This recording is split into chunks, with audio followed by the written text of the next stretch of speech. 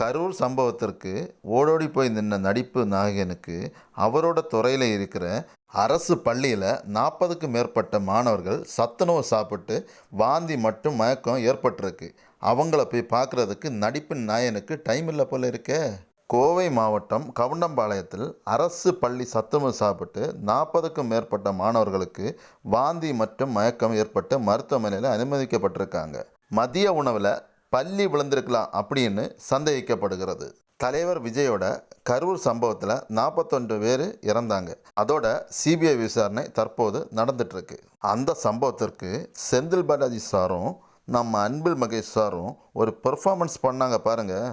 அந்த பெர்ஃபார்மன்ஸ் இப்போ எங்கே போச்சு? தன்னோட துறையில் தானே இப்போ ஒரு தப்பு நடந்திருக்கு. அந்த குழந்தைகளை நீங்கள் போய் பார்க்கணுமா இல்லையா? தலைவர் விஜயோட நிகழ்ச்சியில் ஏதாவது அசம்பாவிதம் நடந்தால் மட்டும் நம்ம அன்பில் மகேஷ் சார் ஓடோடி போவார். போகிறது மட்டும் இல்லை, கண்டிஷனாக ஃபாலோ பண்ணுங்கடான்னு அழுதுருவார். ஆனால் அவரோட துறையில் ஒரு சம்பவம் நடந்திருக்கு. இப்போ வரைக்கும் அவரோ அவரோட சார்ந்த ஏதாவது அமைச்சர்களோ யாருமே இது வரைக்கும் போகலை. இதுதான் உங்கள் நாகரிக அரசியலா?